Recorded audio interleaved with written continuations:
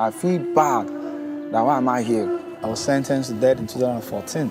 So when I came here, I felt very bad for more than 2 years. In fact, for about 6 months, I'll be honest with you, I did not pray. I'm here for a case that involved me and my nephew. Wondering who they are men locked behind bars for different crime, with some wrongly accused or victims of circumstances, a case of being in the wrong place at the wrong time, and some others just guilty as charged. Well, they are prisoners, and this is Kiriki prison. This month I complete 40 years. So I came to prison in 2014. Either I commit the offense, yes, I commit the offense truly. I've been in prison for 4 years. I got into prison in 2011 in June. I was sentenced to 7 years imprisonment. One thing in prison is that it's good for someone to come to prison, but it's not good for him to stay long, for those that know what they're doing.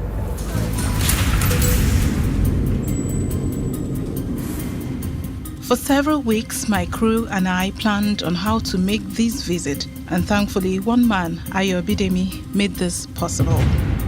Kiriki prison, now called the Correctional Center, was indeed as imagined. We were given restricted access, which meant we could only film certain areas. Once the door was shut on us, it opened up another world of reality. But our mission here is to see a new form of beauty behind the bar. Generally, the mandate of the prison is to take into custody, to keep safe and humane custody of those that are legally interned in our prison facilities.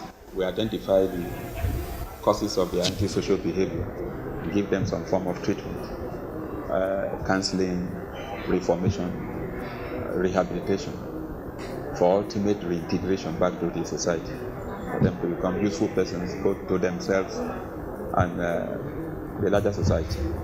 I spoke to some prisoners who have found meaning, so to speak, while being behind bars, but of course, not without the challenges.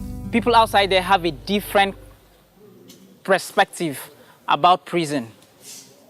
And it's only when you get inside here that you understand what is going on. The advantage of being in prison, and there's also a disadvantage of being in prison. The unfortunate thing about being in prison is that time is taken away from you. You are no longer in control of your freedom. There's also a side of the judicial system, the Nigerian system, affecting the prisoners. The legal system here is a bit very slow. And you have inmates coming into prison having their trials going on for years. You have somebody going on through a trial for 10 years because of the system.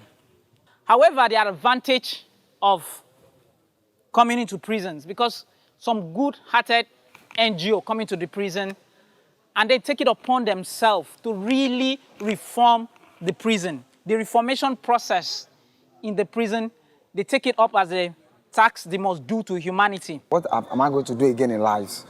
Since I've missed too many things, my mates are going up every day doing things, and I'm here alone in captives. But by the time I met Anchor, they make me to understand that our life is not end here. We have a great future ahead of us, which after this place, there are some of my mates that I live out there, they will still come to me for knowledge. When I got here, I was faced with two decisions. Is it an end or a pause? And I took a decision, and my decision was this is not an end, this is a pause. The popular age-long adage says, nowhere like home. But what if that home is a prison? Or could that home be a prison? Or more so, could a prison ever turn a home? The case was on for 3 years. 2015, I was sentenced.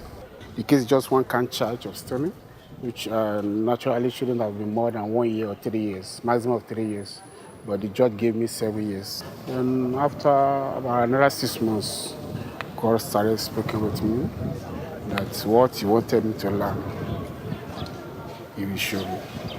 And he showed me a lot of things, so which I've been writing down, and writing books.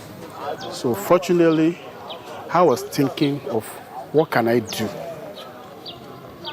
if I live here to empower people.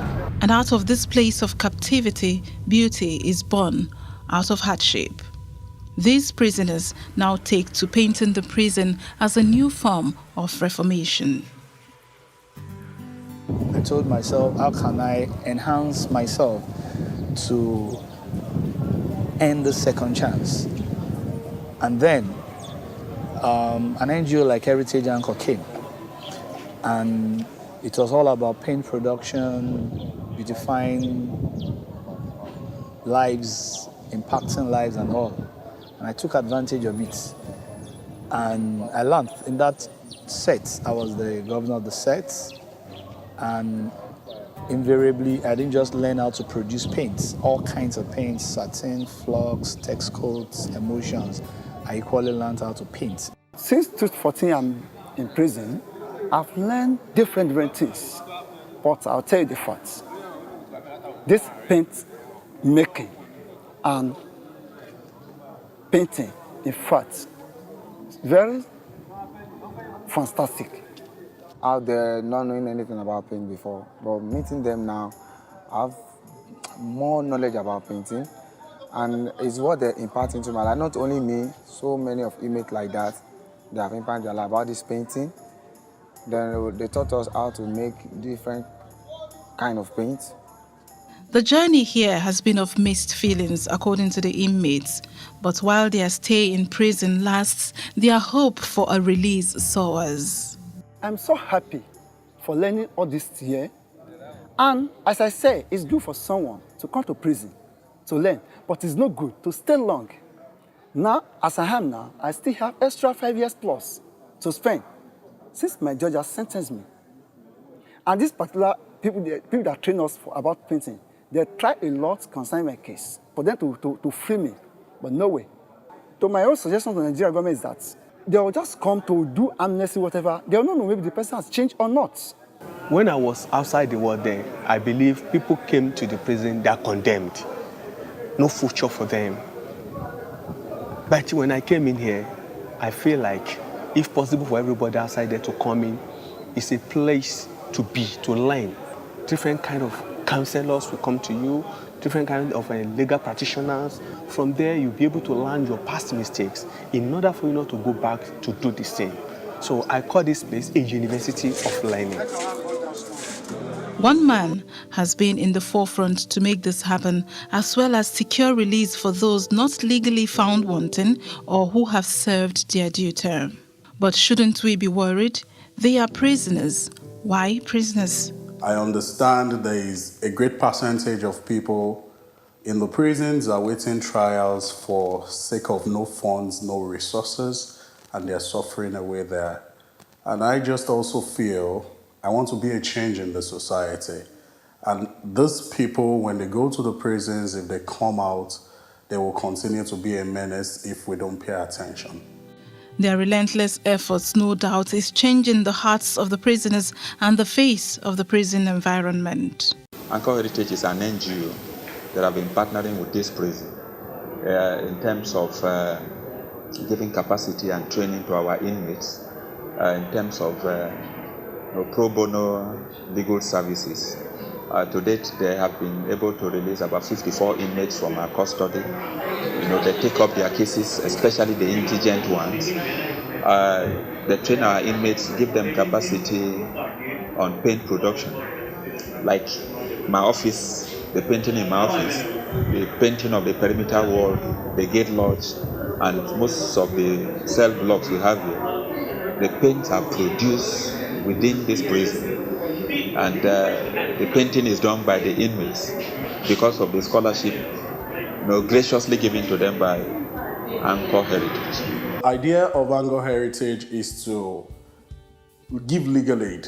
We give legal aid to those awaiting trials that deserve it, that the family don't have the resources for petty crimes like stealing, obtaining under false pretense, and, raiding, just people that actually should have no cost in the prison and they are there awaiting trial and the family cannot help because there are no resources. So that's the first pillar, anchor heritage, we really believe in. The second thing we do is that we empower the inmates. We empower these inmates because at the end of the day, even for those that have been sentenced and have a timeline, they will stay in the prisons. They will come out to the society, and those awaiting trials will come out to the society. If they don't have anything doing, then they will go back to the crime.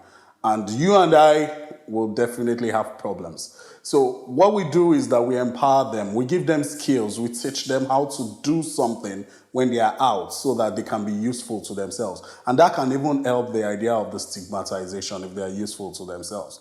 So the Teach and Beautify is a project that comes under the Empower Inmates initiative.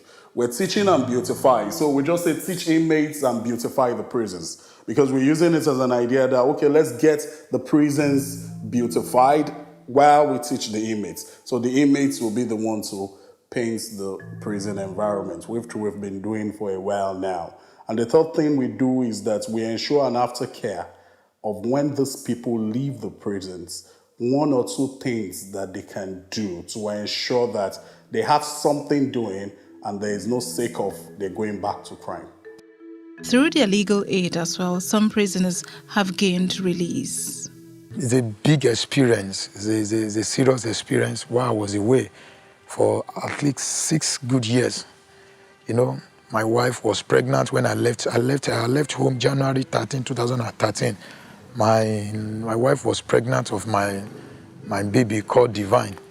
That was how I left till I was since 2016 before I saw her. So by God's grace, 30th of May 2019, the Court of Appeal discharged me and my casemate. Before I got to the prison, I did not have any handwork. But as I'm talking to you now, I am a paint producer and I am a painter. Anchor Heritage came in to teach the inmates how to produce paint and how to paint yourself. So they came.